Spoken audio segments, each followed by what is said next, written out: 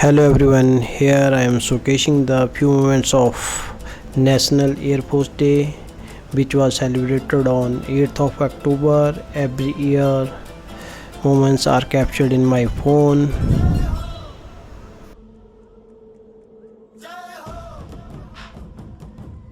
It was celebrated in Sukhna Lake nearby Chandigarh city, so you can enjoy the moment. The President of India is the Commander in Chief of IAF this time.